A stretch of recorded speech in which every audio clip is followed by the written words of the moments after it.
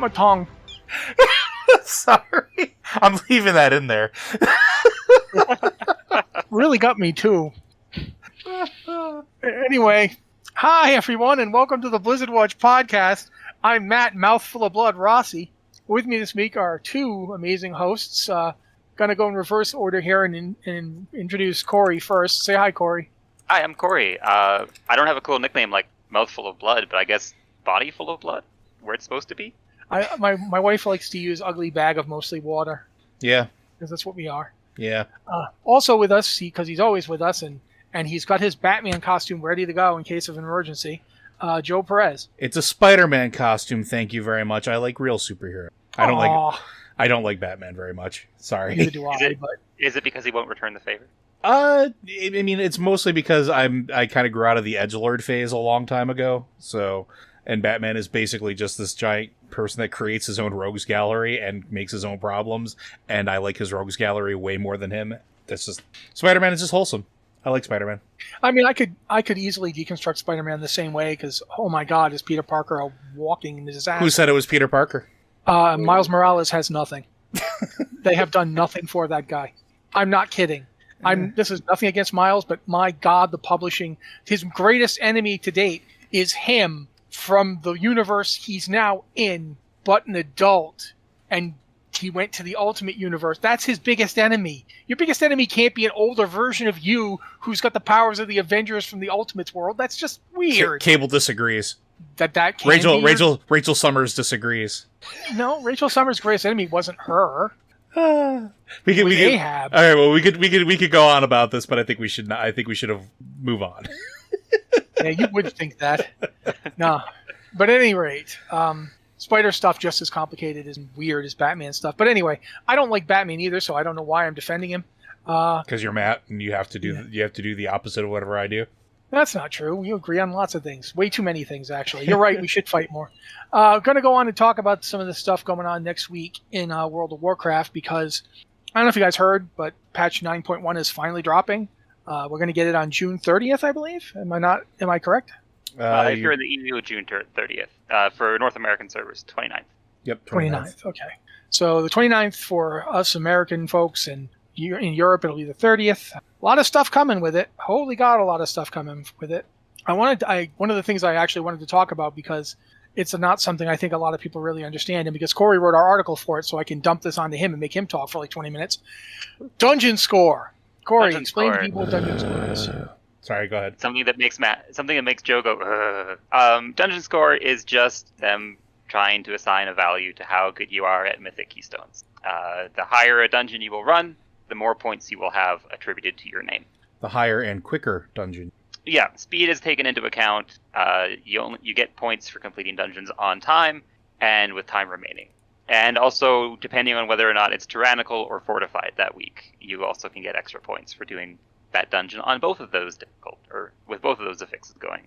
So, if you run a lot of dungeons, if you're active in the pugging scene, very little will change for you because it's basically just Raider.io, the outside score compiled by the website that looked at your character and how the high dungeons they ran, but put into the game. When you sign up for a group, you will be able to see the group leader's score and the score for that key that they are trying to list, and they will be able to see your score and this same thing. So you'll be able to see each other's scores. So in theory, it will make it easier for the group leader to be like, oh, well, you might not be a meta class, but you have done this dungeon that we're about to run on a 20, and we're only looking for a 15. You're fine. Let's go. And vice versa. Yeah, I've never seen that be the case, but I guess that is the idea. That is the ideal situation for the dungeon score to work out. Obviously, as with all of these tools, the player base will try and weaponize them to exclude the undesirables, and I'm putting undesirables in quotation marks. I think that has been my whole problem with that system being included in the base game, and Matt and I talked about it for a while, but that just rubs me the wrong way because it's basically like, regardless of the intention, I can't imagine that they don't know that it won't be weaponized in some fashion. I think that the problem is that the people who will weaponize it don't realize that the only case where you must have these 5 classes and these 5 specs and nothing else for best progression is the top bleeding edge 1%. You're pushing 30 plus dungeons and tomorrow you're trying out for the MDI, the Mythic Dungeons and Convention, or International, or Invitational, or whichever. I love the idea of the Mythic Dungeon intervention. This is an intervention. You're running way too many mythics. I can stop anytime I want. I just need that plus 50 keystone. I just need it. So yeah, that was my introduction. That's me giving you something. Now I'm going to go back to drinking water. So for these people, yes, okay, you must have the current meta tank, and you must have the 3 current meta DPS, and you must have a healer who can do off-spec damage, or off-roll damage, like the best of them, to push these keys high. Sure. But yeah. everyone else, for a 15 is, we'll say, roughly equivalent to, if you complete all your 15s on time, that is roughly the dungeon equivalent of completing your ahead of the curve, your heroic raid clear, and whatever the equivalent PvP ranking is. I don't know PvP ranks, but it's not cutting edge content. Anything can accomplish that. You can run with warrior tanks, you can run with monk tanks, you can be a paladin, you can have 3 melee DPS, you can do off meta things as much as you want, because the real skill at the real difficulty at that point will just be your player skill. It won't be what your class brings to the table. It won't be what your covenant brings to the table. It won't be the legendary you're using. So I mean, I know it's pie in the sky. I just wish that the people who use the system and who looked at what the top people are doing as the be all end all, this is the only thing that we can run, would realize that the content they are attempting to do is not that content, and to lighten up. Yeah, I mean, I guess, but that's always going to be my problem, right? It's not necessarily that the system itself is bad, and it's not a condemnation on that. It's just that, and this is my experience, and maybe it's because for a very, very long time, Restoration Shaman were kind of like shunned in the Mythic Plus scene. For whatever reason, it was just this mentality that, oh, they're bad and they're going to be bad and you shouldn't take them. And so even when I had like a Radar IO score that was good and better or higher than what was needed for the content that I was trying to pug, they would still pass me by because I was a Restoration Shaman. And that feels bad as a player, right? That's something like, it's like, okay, even if I'm skilled, even if I'm, perform really, really well, and even if I do this thing to the standard of whatever system is in place, players can still be weird because of whatever meta knowledge or whatever meta feeling they have about it. And I think and it's not just a WoW thing, but like there's this weird mentality that the meta is the meta is the meta, right? And I agree. I'm saying it's not just the IO thing, and it's not because of IO that they're doing it, right? It's just this idea that IO doesn't trump meta, right? It doesn't surpass it, and that's going to be the problem. So like, it doesn't actually fix anything, and so I think having something like that in the game doesn't really do anything except maybe make some people a little more anxious. So I don't know. I'm on the fence about it, right? Like, I could see where there's value in it, but yeah, I don't know. I'm looking at it as it's another tool. I never installed the Radar IO add-on, so I never had that information. I barely pug as it is, but I never had that information myself, so I just kind of filled groups with the people who showed up when they showed up, because the sooner the group is made, the sooner I'm in the dungeon playing the game. Yeah, that's fair. Yeah. As an aside, though, I can't imagine why anyone does not want to rest. I mean, other healers might be better than Resto in some way. I don't know, but it's different. It's different now. No, it's different now. And I will freely admit that I know that with End of Battle for Azeroth, and in particular now in Shadowlands, like, my class and spec is definitely sought after, especially if you're good. That's fine, but that means that somebody else isn't, and I don't know what the can that's getting kicked down the street class is, this tier, but that means that somebody fills that spot again. I've never seen it where, oh yeah, everybody's okay in some capacity. There's always some weird perception that, like, maybe it's, Mistweaver monks or whatever. I don't know off the top of my head. Go look sometime at who's tanking these things. Yeah, tanks get the same. Tanks are all Vengeance Demon Hunters right now. Yeah, yes, they are. There is one Druid and one Warrior. Heck, even my group switched to a Vengeance Demon Hunter. Yeah, it's been Demon Hunters this entire expansion. Yeah. And for a big chunk of last expansion, quite frankly. Yeah. They're really strong. They put that magic damage debuff on things. They move quickly. They have good self-healing. They have that get-out-of-jail-free card. And if they need to kite, which has been the meta for a lot of this season, then they can kite. Necrotic, no problem. They'll just leap away, and then they're far away, and their stacks drop. Yeah. Again, and I just want to make it perfectly clear for those listening at home and those listening in the audience, I'm not blaming the system. Players are always going to do weird things that players are going to. Well, Alison Roberts was going to cowardly and weak lot. No, I think Alison Roberts said it the best. She once said that players are relentlessly, ruthlessly logical and rational. Yeah. Even when it doesn't actually make sense. When it isn't really necessary. Players will be ruthless when it's not them, especially. Mm-hmm. And it's just the way players are. But at this point, we're going to move it on to the next item on our agenda, which is namely that raiding is starting for patch 9.1. The Sanctum of Domination raid starts on July 6th. That means you'll have about a week when, since it's dropping on the 29th in North America, you'll have about a week to get ready before the Sanctum of Domination comes out. So you'll have 1 week in patch 9.1 to possibly raid Castle Nathria one last time if you're just a glutton for punishment. If you really want to get your dance on. Yeah. But then after that, the Sanctum of Domination will open up, which of course means we're going to finally get to see... I expect that day someone will complete the Sylvanas fight. Oh yeah, they're going to push for it. They won't be able to get it Mythic until the next week, because Mythic doesn't open until the week after, along with Alafar First Wing. But you do say that, but Zarya the Lightbringer did hold on for 3 days before someone killed him on Heroic. Okay, yeah, but they'll still get it done in normal. Oh yeah, sure, on normal. And there's no cinematic difference. There's usually the fights are exactly the same until you get to Mythic, in terms of what happens after you complete them.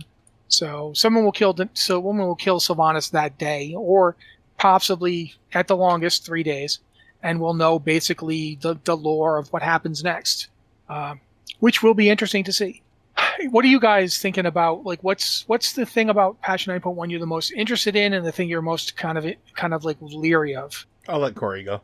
I would definitely am very interested to see how the Korthia story pulls in all the covenants and we get them working together in the expanded covenant campaigns there.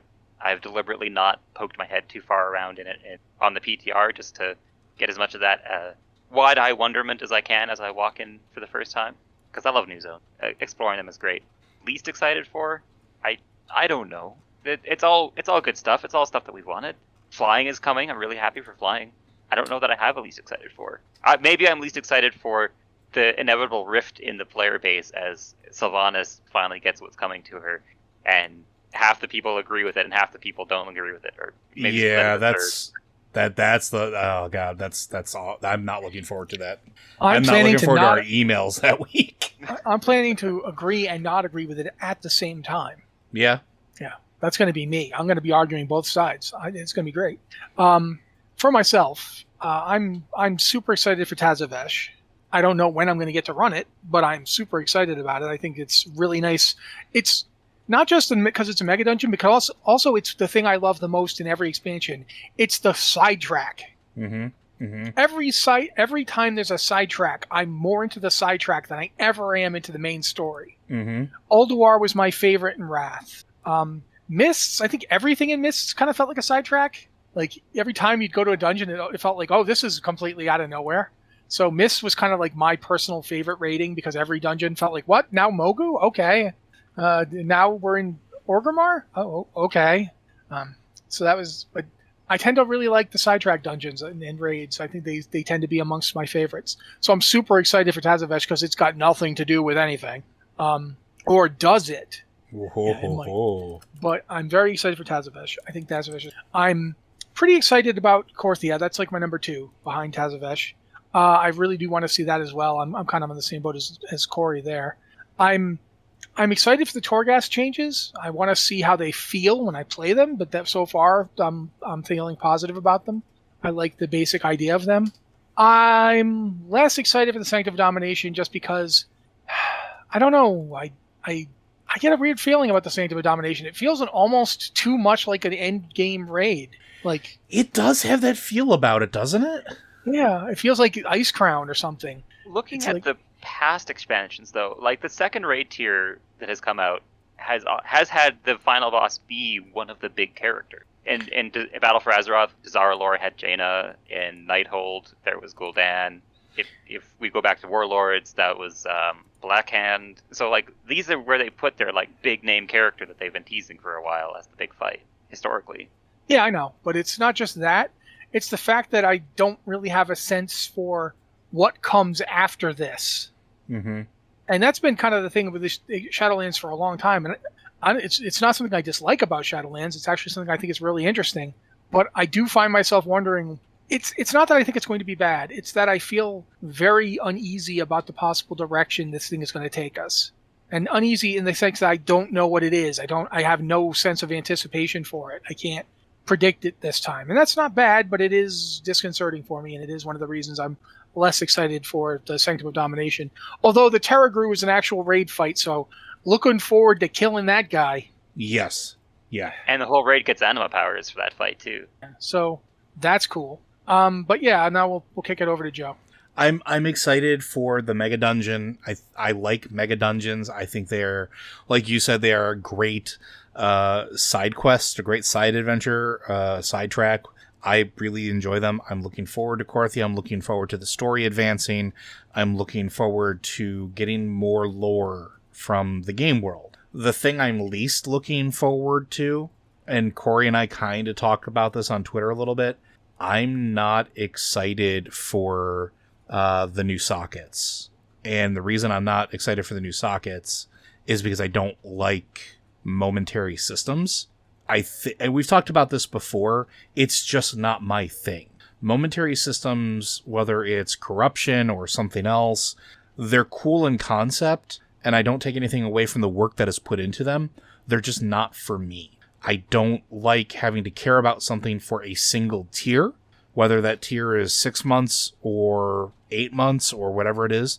I don't like having to completely shift things around to accommodate it, which is always what happens.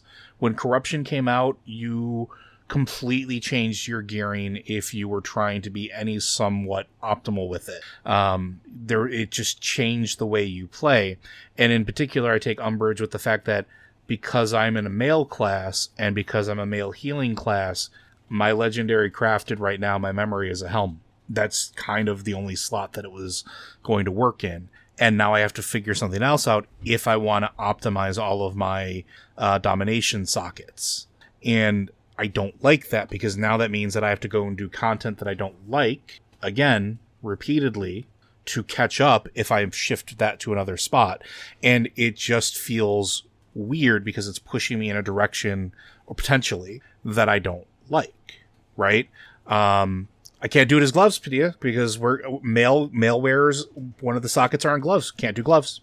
Well, I think it's gloves. Most are giving up 1/5 of the domination gems, so you will miss out on 1 gem's worth of power because of your legendary slot and your choice of legendary. But then I have to deal with the guilt of, am I not playing optimal? And that's the way my brain works, right? But it's a trap for me. The rune word, because you'll have the 3 other things. So sure. I mean, if Blizzard had made it so that you could socket a maximum of 3 gems, then that problem would have been solved, but we wouldn't get as much cool power.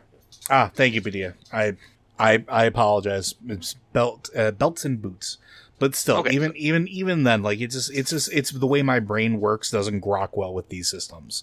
That's really what it boils down to. I infinitely just prefer systems that can go an entire expansion. Like, and I think Matt and I have talked about this before. For me, I liked the Artifacts and Legion because it was an expansion-long system that you built into. And when you unlocked new things, that new thing stuck with you as you went along. And this feels like once we're done here with this, is it going to go away when the next tier comes out? What's the next system that's going to be there? And again, I could be completely wrong. It's just, this is just how I feel about it right now. You mentioned 2 things I want to touch on. Corruption, first off. I loved Corruption. Oh man, I wrote a piece about loving Corruption because I just thought it was the best system, because so much of my gearing, friends with a bandit. So much of my gearing has been static for so long, especially when you start running Mythic Plus. Then all of your gear just kind of looks the same for the entire expansion. There was 1 Azurite chest, there was 1 Azurite hat. You wore the same one the whole time. You just upgraded it. Corruption was the best. I got giant cool powers. I shot giant laser beams that did 1,000,000 damage because I had a giant health pool to buff them. Twilight Devastation was my favorite. And then for different content, I had different armor sets. Finally, I was doing that thing where I swapped armor sets around. I had my single target spec. I had my raid multi-target. I had my Mythic Plus multi-target. It was amazing. I loved it. Can I counter your corruption thing with one word or a couple words? I'm a healer. Corruption did nothing for me. You got the cooldown thing. Oh no, wait, that was Paladins. Uh-huh. Look, I'm not saying that I'm not biased because my best corruption power. No, but you're highlighting highlighting something I've been saying since when corruption was available. DPS really liked it because of Twilight Devastation and cool powers like that. If you were a tank or a healer, corruption was way more boring because I'm a tank. No, see, you're wrong there, Joe. I will have to say this. Tanks loved it. Maybe for the same thing. Twilight Devastation. Tanks didn't get anything for survivability from it. Well, but the pure damage ability made that you could hold aggro a lot better. Sure. And it's still nice. With the proper Twilight Devastation proc, the tank could be atop of the DPS for a little while. Honestly. Like, just straight up, you did that much damage. And there was the proc that the axe had that did damage based on your armor. Like my Death Knight, I loved it. I absolutely loved all the AoE damage I could put out. It was crazy. Yeah, man, I wish that had been a mace instead of an axe. If I could have gotten that. My best corruption was I got more stats.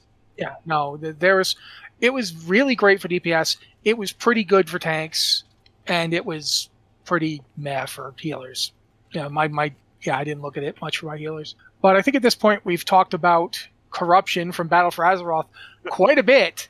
And if you're listening, Blizzard, bring back corruption, please. I'm begging you. Technically speaking, we weren't supposed to talk about that. So very briefly, I'm going to mention we found out how Tazavesh hard modes are going to work. And I don't want to spend too much time on it because we have a ton of emails. But basically, the way Tazavesh hard modes are going to work is you're going to have to run Tazavesh normally. The first time you have to run it just as, I think it would probably be Mythic 0. Mm-hmm. But you can probably run it on any Mythic level. But you just have to do it first. There's a really interesting quest chain that I'm going to tell you to go look at the site because we have a post about it up. And you run through this quest chain, and then the next time you run Tazavesh after you've completed the quest chain, you go up to somebody before the first boss pull, and you effectively engage in a different version of the dungeon where you're disguised as a broker. And of course, since you're disguised as a broker, you kind of you go around some of the stuff, but that means the fights are harder. For example, the first boss, there's trash waves you have to clear to get to him. But when you do it on hard mode, you don't clear the trash. Instead, the trash aggroes during the boss fight. So you actually have much less of an area to fight in. There's trash everywhere, and you have to try and avoid it. And you have the boss there, and the boss has an ad with it. So yeah, it's that, and that's the case for a lot of the fights. They change in various ways mechanically based on your being disguised as a broker. So it's pretty cool. Go take a look at that. Hard mode gear is going to add 7 eye levels. So if you're doing it at Mythic 5, then you would add 7 item levels onto the item level of the gear dropping in Mythic 5. There's no Mythic Plus for Tazavesh. Oh, I thought there was. Nope. No, not right now. They'll probably do the same thing they did with Mechagon. Likely it'll be a later thing. But you can get up to 233 right now. Then yeah, I remember that you can get up to item level 233 gear in Tazavesh just by doing it with the hard modes engaged, and it turns on the entire raid, the entire dungeon. Once you activate hard mode, you've activated it for every boss. So you can't skip anybody. You can't just do, I only want to do this one on hard mode. Nope, it's all or nothing. Yeah, I mean, I'm not upset at that. As long as I don't have to input the correct combination of symbols in the buttons. Yeah, no. No, I'm not taking a stand on it. I'm just saying that's how it is. But we're going to move on to doing them their emails and questions now. If you have a question for the show, you can get it to us one of 2 ways. First up is the old email way. You can email us at podcast@blizzardwatch.com with the subject line podcast or Blizzard Watch so we know it's for this show. Or you can do that thing we say for either show, and then I usually steal it because, I'm there on Tuesday. But if you don't want to do that, you want to hit our Discord instead, you can go to Discord, our Discord, you know what it is, the Patron Q and Podcast Questions channel or the Q Questions channel. We look in the Patron one first because, patrons pay for the site and everything and it kind of keeps the lights on, so we like to take their questions first. But we do also look in the Q Questions channel. This week's emails and questions, some of them come from either of those channels. So Joe's going to read them for us, if you don't mind, Joe. Not at all. First one comes from Gifted Healer from Silverhand. The current Night Warrior will live through sharing the power of Elune with the player character and maybe her adopted daughters. Daughter, thoughts? I don't think we're going to get any of it. No, I doubt we're going to be involved in that either. I think she might share the power of Elune with all the people who died, because we keep freeing Night Elf souls from Torghast. I think they might be involved. And they keep going to Ardenweld and kind of sitting and chilling. Yeah, so I think that they might get it. And I think that Chandris is another possibility, sure. Maybe she'll share with Malfurion and he'll blow up. Haha, I like Malfurion. Wouldn't that be nice? No, I like Malfurion. I hope you die. Wow, that got dark really, really quick. Real fast. Yes. He's not my favorite druid. No, I can tell. You like the kind of druids that, secretly firebomb places. It's cool. Yeah. Look, all I want is for them to focus on Hamul Rune Totem for once. That's all I'm asking. They did focus on him. They focused really hard on him. He got crispy from all the focus. Well, regardless. I agree, though. I don't think we're going to get any of that power. I have actually heard some people trying to make a case for it creates a new allied race somehow. I don't think that's going to happen either, because they've been pretty adamant about not doing another allied race for at least a long while.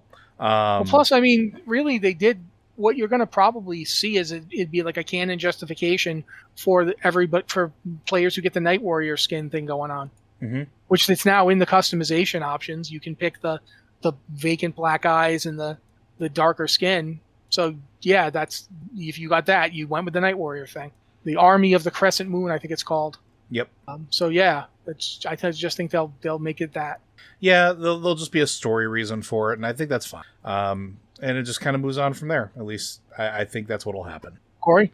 It would be a hard thing to actually give it to the players as any kind of tangible power increase, because then why would all of a sudden Night Elves are just hands down the best because they got boosted by Tyrande? I don't think we'd see that happening player wise. Yeah, they're already the best just because they're the coolest.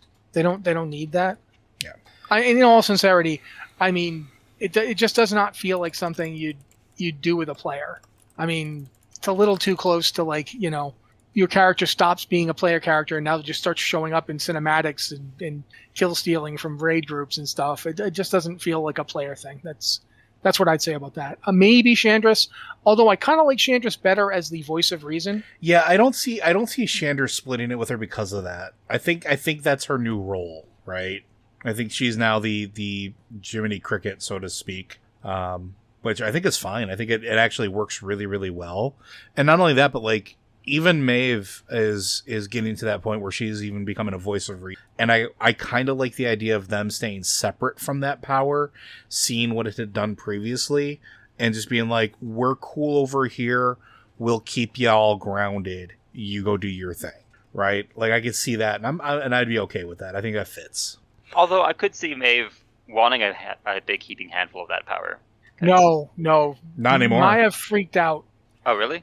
When you go back, and if you've ever done the quest back in Battle for Azeroth, Maiev is the one who was like, oh my god, no, we gotta stop her. This is not a good idea. This is a very bad idea. Mm-hmm. And even after she got the power, Maiev was like, yeah, this isn't great. Yeah, remember me over here, the one who was practically genocidally fixated? Yeah, even I think this is a bad idea.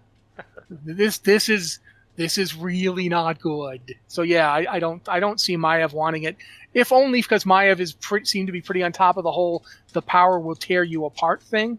She says that the power will tear her apart. We can't. This is not.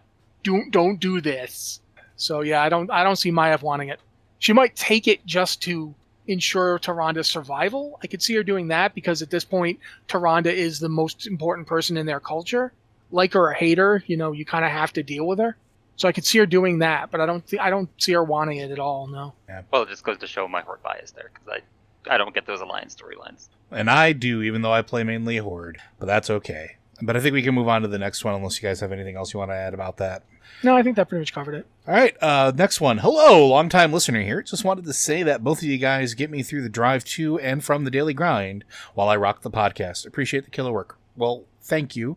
I'm glad we could do that for you. On to the more. Matt will sing more, and I'll make sure that it's a standout, and I'll add reverb and make it all like auto-tune. It'll be fine. On to the meat and potatoes question. In your individual opinions, why does Blizzard steadfastly refuse to give Worgens the option to fight with their claws only? We see Gen do it, so why can't we? It doesn't seem too complex a feat coding-wise, being as it's available to Gen's model as well as monks. Not would it alter in-game balance. I love the Worgen race, their lore, and recovery journey. But not being able to go full-on werewolf really disconnects me from the fantasy. Let me be primal, damn it. Thank you guys once again. Zarya the Lightbringer, a Horde Paladin from Akama. I honestly think it just boils down to the simple fact of class and weapon animation trumps individual character, like race animation, right? It's the same argument that monks had when they first released, right? When monks were released in Pandaria or in beta, there was this whole thing where people were complaining that I have these cool weapons that I can get, but you can't see them because it's just strapped to my back. Or maybe, depending on how your character holsters that particular weapon or sheaths it, it doesn't show up on your character at all. There's a ton of daggers and swords and even staves that just don't show on your character when they're stowed, because that's the way they're coded. And so you could get this really cool thing and this really beautiful piece of weaponry and never see it. And that, I think, is kind of why I don't think they'll ever let Worgen just go pure claws, because then it sort of takes away from all that art assets that they spent all that time doing. And again, I don't know if that's the real reason or not. I think it would be cool if they gave you the option, maybe, like, of ticking a box that says, don't show weapon animations, let me just be fully feral. I don't know what it would entail. I don't know what that would do to the game as far as coding-wise. And again, saying something is easy in coding, we talk about this a lot. We're not the ones that make that game, and we don't know the pitfalls and landmines that exist in that code. And I guarantee you there are some still, despite having been revamped as many times as it has, because otherwise adding things to the game wouldn't break raids and expansions from years gone by. So, just my 2 cents. What do you guys think? I think it's really hard to runeforge your claws. Well, that's what nail polish is for, and extensions, right? Like, you can just carve them on there. Oh, for sure, yeah. Let me jump in here a second with an idea that I don't know if people remember this. There was a time where every race had unique combat animations. Yeah. And that's not the case anymore. Mm-hmm. It hasn't been the case since Legion. But before Legion, if you were playing an undead warrior, you did a awesome front flip when you were attacking and you used like Bloodthirst with 2 one-handed weapons. You do this crazy undead warriors were the best looking warriors the Horde had in terms of animations, because they were like just jumping all over the freaking place, especially female Forsaken. It was literally like fighting somebody who didn't care about themselves, because why would they? They're dead people. So they just threw themselves into battle. Tauren, all of their animations were extremely large and ponderous, as you would expect for a Tauren. Orcs were boring, because orcs are boring, and they always have been boring, guys. I played an orc throughout Mists of Pandaria. Wasn't fun. Their animations were not nearly as cool as the Forsaken or Tauren. But they were cooler than Blood Elves. I'll give you that. They were cooler than Blood Elves. Blood Elves do have great caster animations. They really weren't that great for melee, in my opinion. But then again, I didn't play a rogue, so maybe they look really cool doing rogue stuff. But the point being, everybody had different animations. And they standardized it because it was difficult to make everything work. Like, every attack animation you see has to be coded in and troubleshooted, and otherwise you're making sure it works and hits properly. There was a bug that existed between Blood Elves and Tauren in the Burning Crusade. And I remember this because I was playing Horde then too. I was playing a Tauren warrior, and I was tanking with a Blood Elf Paladin. We would get to the bear boss in Zulaman, and the Blood Elf Paladin would die like a chicken every single time, because his hitbox and my hitbox did not line up. Mm-hmm. So when doing the swipe attack, all of the damage would hit him every time. So he would just die. And then we'd have to get him up. And then he'd die again. And I had to literally move my Tauren back. I had to step away so that my hitbox and his hitbox were lined up. That's the kind of thing that can complicate something as simple as an animation. Yep. And you have no idea it's going to happen until it happens. they deliberately went and got rid of race-specific animations and made everything class-based in Legion. So if you have Rampage and you use Rampage on your warrior, it's basically the same animation for a Night Elf, for a Blood Elf, for an Orc, for a Tauren, for a Human, for a Dwarf. It's basically the same animation. It's scaled differently for different races, but it's the same movements. Yep, same with casting spells. Yeah, and I don't know if that's one of the reasons why they wouldn't do that for Worgen, but it is at least in my mind a suspicion that they don't want to introduce racial specific animations again. Like, it's the opposite of the direction they want to go. Now, Cory plays a druid, so he already knows what it's like to never get to use your weapons. What's a weapon? I've never seen one of those in my life. Yeah, Feral and Guardian druids never see them. I don't know if Moonkin get to use their staves and such. Do they? Nope, they just have casting animations. Yeah. If they have, they have their casting animations, but I think the Moon can have them sheathed on their backs. Still. They do. You can see the weapons on their backs and at their sides. I think some of them, depending on the race. I think the Zandalari weird pterodactyl-looking hybrid, depending on the side weapons, some of them don't show because of the wings. But yeah. But the point being that I get why you want it, and I totally feel for you. When I play my Worgen, it always feels really weird to see me, doing the weird bent-over wolfy animations with two giant swords. But, yeah, I don't think it's ever going to happen because I don't think they want to add in more complications to have to balance for. Because imagine having to play test out every single time you add a new thing. Now you have to see if it works with the Worgen. Or does the Worgen break it? Now if I hit Bloodthirst on my Worgen, nope, no, it doesn't work. It breaks the, now we have to go through and troubleshoot this.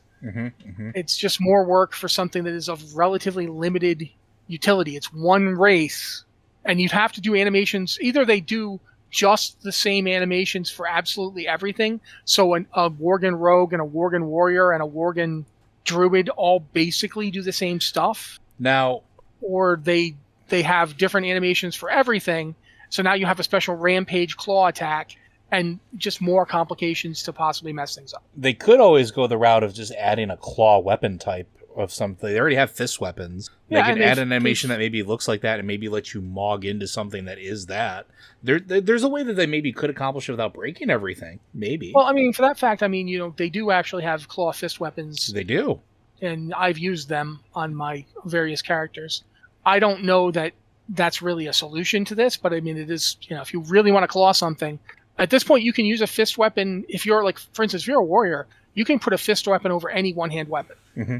So if you're a Fury Warrior and you want to do this, or Rogue, you could probably put a fist weapon animation over anything. And as a result, you could just be using fist weapons and you could look like you're clawing things. That's something you could do right now as a stopgap. But in terms of them actually introducing a whole new animation, I do not think they're going to do that. Yeah, I would tend to agree. Yeah.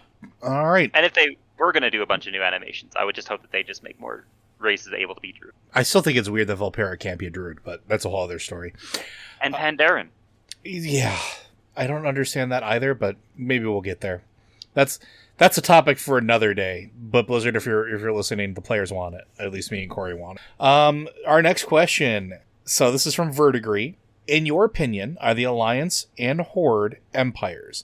Given that the term has had many differences in what it describes, I think there's a case for it. I'm going to go with no, because an empire traditionally is one individual having control over multiple individual cities or states or countries. And the Alliance and the Horde are decidedly not that, as is evident by the elves peacing out at one point during the Alliance stuff, and when, potentially having to deal with that. The fact that all those nations can kind of go and do their own thing. They're not beholden to Anduin or a High Crown or anything like that. So I wouldn't necessarily classify them as an empire. And the Horde has decidedly moved away from the War Chief role, especially after the events of the last one. I would think maybe prior to this, you could have made a case that they were edging into Empire territory simply because everybody deferred to the War Chief, despite it not originally starting as a Emperor-style role.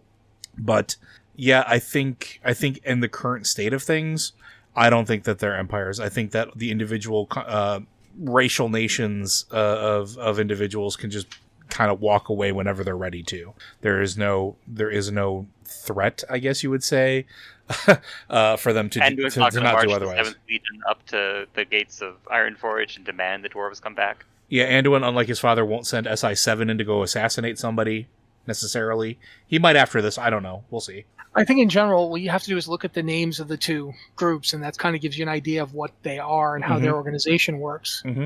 Although in the case of the Horde, it's not very apt anymore. The original old Horde, the Horde that came over from Draenor to Azeroth, was a Horde. It wasn't an empire because it didn't really hold any territory in the world it was in. It was a mobile military invasion force that was attempting to seize territory. It's much like you look at the Mongols before and after Genghis Khan. Before Genghis Khan, they were a strong military force that had ransacked numerous times. But under Genghis Khan, they became an empire. He took and held power in multiple places. Mm-hmm. Multiple nations were under his specific rule. The Roman Empire is actually a really bad example for empire building because they did it in a very different way. The concept of imperium was very unique, and it was less about a person and more about the powers of offices. If you actually go and look at the Roman emperors, they were imperator because they had the power of various offices, not because they themselves technically it wasn't an inherited position. Even when a son followed a father, that was because the father got the son affirmed.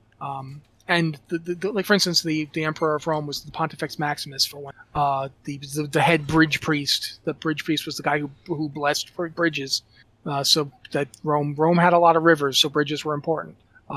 So you have the kind of centralized power, whether through the use of titles or just personal authority, cult of personality type thing. That's sort of a hallmark of an empire. Mm-hmm. The Horde didn't have that when they were the Horde of Draenor. They were kind of ultimately ruled by like a single force, and the force varies depending on who you think it was. For a lot of people, it was Blackhand, and for a lot of more people, it was actually Gul'dan. But when Doomhammer took over, Doomhammer basically showed, no, it's me. I am in charge. If Gul'dan does anything I don't like, I will kill him. And at that point, they kind of stepped away from Empire forever. They would always be a militaristic force, but they ended up not holding any territory in Azeroth because Doomhammer ultimately failed and they were driven back to the Dark Portal. And that pretty much was the end of any Imperial ambitions the Horde might have had. Any version of it in the future, the version Thrall-led, the version Garrosh-led, the version we have now, have all been more about banding together for mutual defense than anything else. Like the Orcs and the Tauren and the Trolls came together not like because any one of them wanted to rule the others, but because they were stronger together. Mm-hmm. They could defend each other better. And then that changed and grew over time, and we've seen lots of variations, and the allied races have changed it again, and now they have like this council set up. So it's very much not a centralized empire. It's almost like a group of unaffiliated city-states that have come together for mutual defense and for the idea of the Horde as an organization. The Alliance is an alliance. It is practically the allies from the First and Second World War. It is not an empire. There's very little in terms of any sort of central government. The leaders of each individual state have as much power and authority as they can get away with exerting. And it's as Joe pointed out, the second another leader decides not to back them, then they're gone. Like the Night Elves are currently completely on their own. They're taking over Hyjal. They're looking down on Orgrimmar and thinking about if they can build catapults that can get fiery missiles into that. And that's where they're doing right now. They're not. Anduin has no control over them and no oversight of them. The second, like the dwarves or the Night Elves or the gnomes or the Draenei or anybody decide we're not doing what we're told, they're out again. Look at Kultiris. Kultiris joined the original alliance, then left, and now they're back in. And how long before they're out again? When it suits them. Mm-hmm. There's nothing to hold them. There's no overarching government here, and that's really necessary for an empire. So yeah, neither of them are empires by the standard definitions of those terms. In terms of their power and influence on Azeroth, I mean, it's kind of hard to argue that, say, the Quillboars certainly look up at the Horde as an evil empire. I mean, the Quillboars got driven out of their homelands. They have almost nothing left because of the Horde. The Furbolgs probably look at both the Horde and Alliance as equally horrible, and probably see very little difference between them.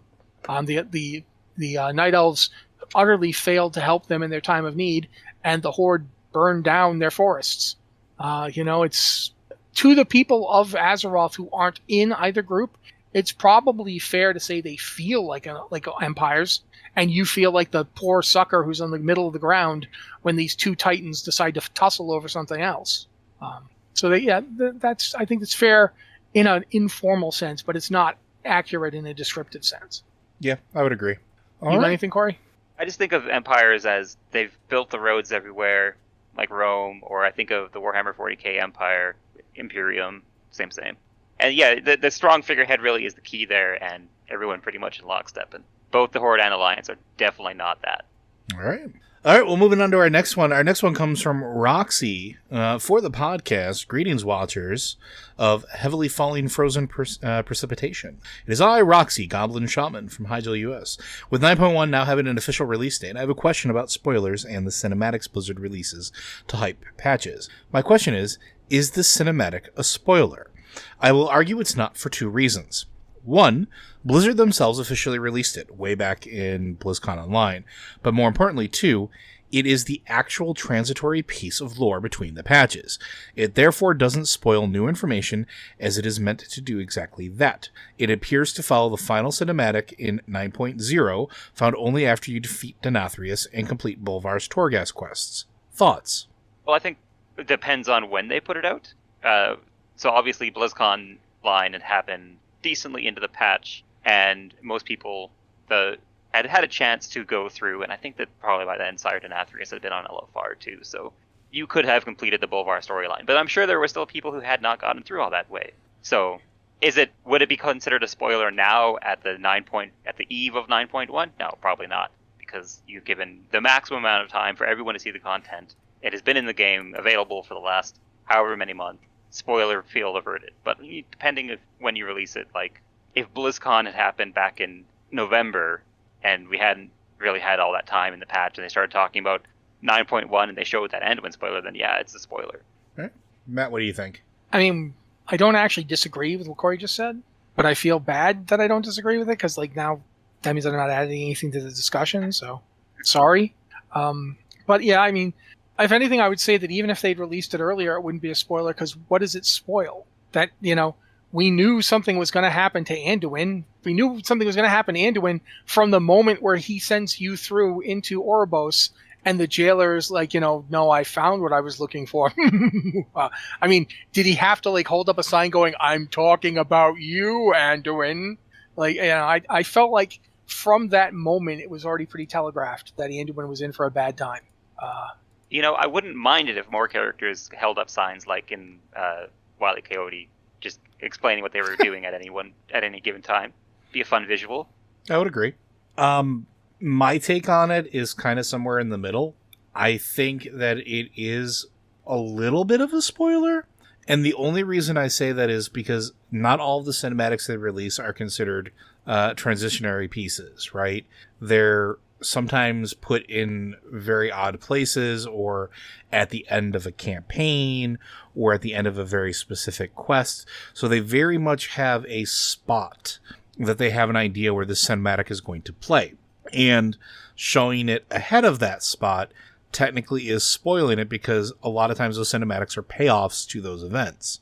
That said, it is Blizzard releasing it and saying, here, look at this cool thing I made. Which, the cinematics team definitely makes cool things. Thank you guys. Please keep making cool things. So it depends on how pedantic you want to get with the definition of spoiler. It is, but it isn't. The only thing that I think should be done is you need to make that choice for yourself whether or not you want to watch it ahead of where it's supposed to play. And sometimes that makes it a little harder when it's officially released by Blizzard.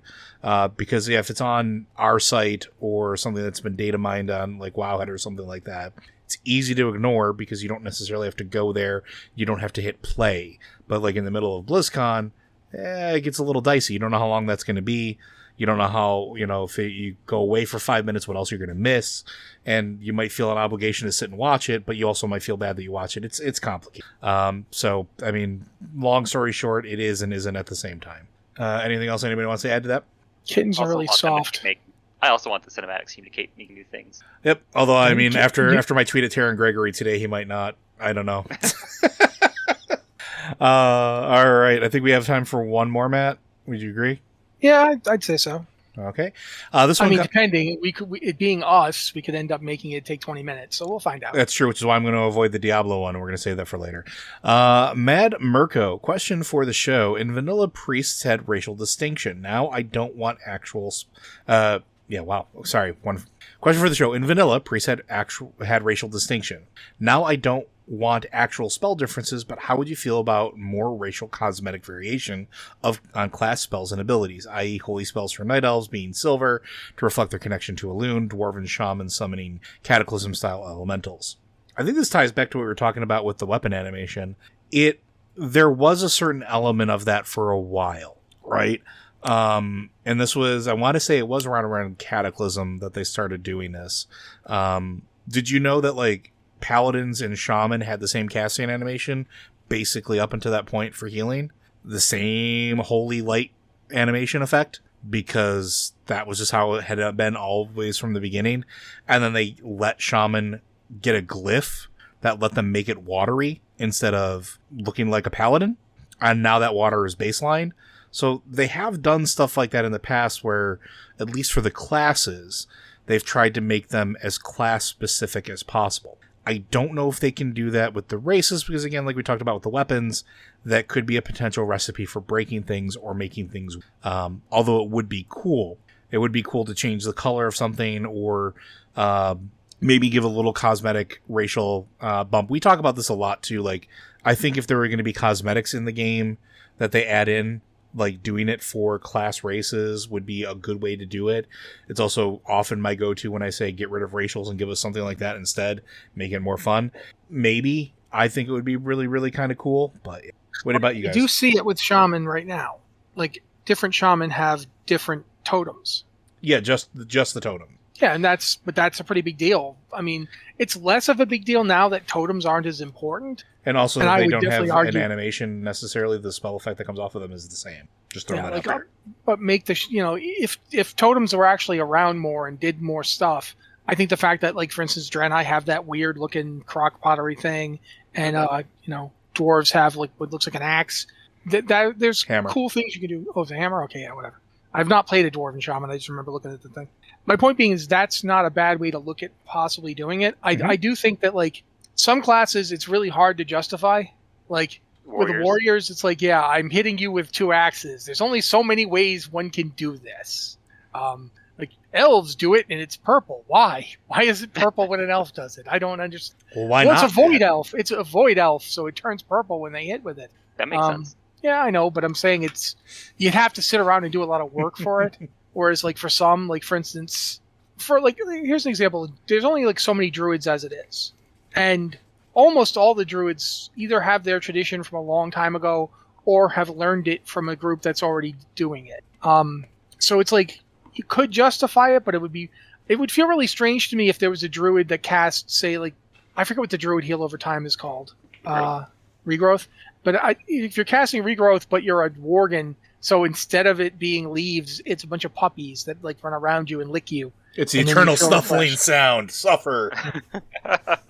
You're making an argument for a lot of classes getting their own unique racial. I'm not actually opposed to it, but I just don't see them doing the development for it. Yeah, I think that's really my problem too, is I don't see them really putting the time into it. I don't know if they can or if that's something they want to do. Yeah, like if you have to sit down and you're like, okay, we're going to put development into something. We can develop this whole new class for the next expansion, or everybody gets weird cosmetic spells. I think it's been shown that the expansions with a new class tend to do better. Mm-hmm. And historically, yes, yeah, they do. Yeah, so it's like, we don't really need another class, but people want it, so yeah, we're going to do the Rune Smasher instead of giving everybody, like, a racial spell animation. Plus, every dwarven racial spell animation should just be like a barmaid shows up with a tavern, like a flagon of ale, and just gives it to you. That's it. Oh, so you just want the Brewfest trinkets year round? Yeah, that's just what the dwarven special spells are for any spell, and it doesn't matter what it is. I'm shooting lightning at people. Why is there a barmaid? Why not? Yeah, and of course, barmaid should be like, they should also be bar gentlemen. as long as they're wearing lederhosen and nothing else. I'm on board with I that. always wanted to pitch it as there's every so often people will jump up and down about wanting a fourth spec for a lot of the classes. Druids get theirs because they were grandfathered in, but the rest of them could have an extra spec, and the usual. Here's a shaman tanking spec. Warriors get a dedicated gladiator spec. Paladins get something fancy, a ranged caster. They always seem to want to go to. Or If this idea doesn't have warriors getting a healing spec that involves yelling at people till they get up, I don't want to hear it. The ultimate in motivational speakers. Rather than taking the amount of work that it would take to balance 12 new specs, if they gave everyone a brand new racial or a brand new class cosmetic overhaul that you could choose to add to your things, like druids would get druids of the flame, mages could get a bunch of bronze magic like dragon, that would be great. Everyone would get something new that they could choose to turn on if they wanted to or not. You could be the druid of the flame, or you could be the druid classic, and go nuts with that. Like, let's get some variety in that way. Yeah, I'm not opposed to it. I mean, I'm on record as thinking that it's a good idea to do, specific class stuff like that, like the Mountain Father or whatever. I think it would be great. I just don't see it happening. It just doesn't seem to be the direction they're going with the development of the game right now. Yeah. It feels like, if anything, yeah. Well, just not even that it'd be a lot of work. Yes, it'd be a lot of work, but so is doing anything. I often equate this to you have like a bucket, right? And that bucket can only hold so much at a time. And like you can only choose like an X amount of things that fit into that bucket to kind of focus on. And that's kind of like what game development of an MMO this big sort of is. You only have so much space in that bucket. And eventually you just have to look at leaving either something else out, or what do you take out to make room for that other thing you want to put in. There's no good quick answer to how you balance that, right? It's weird, it's mercurial, and there's a ton of stuff in this game. We talk about it a lot. WoW's been around for a long, long time. There's how many expansions, how many classes, how many specs, how much content that has been there. There's new content being developed, even when we talk about like the momentary systems and things like that. All of that stuff is there. And it takes time, and it's what do they want to focus on? What do they feel is most important? What do they feel needs attention? And what do you take away to work on something else? And I think it's been kind of proven that a lot of the low-level cosmetics, those tend to be something that they wait until like there's nothing else going on, or there's a lull, or they've caught up with most of where they want to be.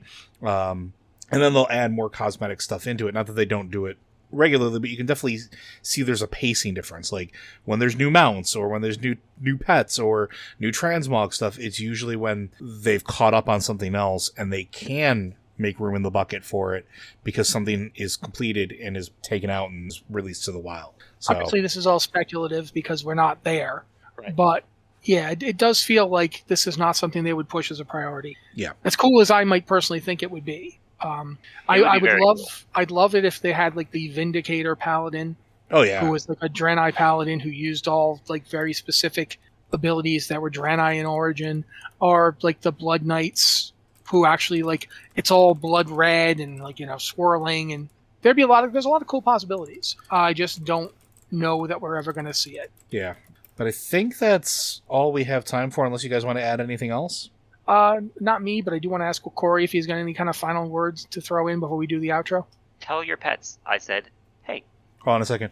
Hey, Sam, Cory. She blinked. There you go. Perfect. That's all I ever wanted. Yeah, I can't tell my pets right this moment, but I'm sure their reaction is going to be. So there you go with that. Do with it what you will. Yeah. All right. Well, Blizzard Watch is made possible due to the generous contributions at patreon.com/BlizzardWatch. Your continued support means this podcast signing community is able to thrive and grow. Blizzard Watch supporters enjoy exclusive benefits like early access to the podcast, a better chance at having your question answered on our podcast or the queue, and an ads-free site experience. Get my tongue again. Bookending. We're just bookending. That's good podcasting. You brought it back. Full circle. Full circle. Anyway, thanks for being here with us on the podcast. If you have an email or question, please send it to podcast@blizzardwatch.com with the subject line podcast or Blizzard Watch so we know it's for this show, or go to our Discord to the Patron Q and Podcast Questions channel, or the Q Questions channel, and we'll look at there as well. This has been the Blizzard Watch podcast. My tongue really hurts, and we'll be back next week. And thank you, Cory, for joining us. Anytime.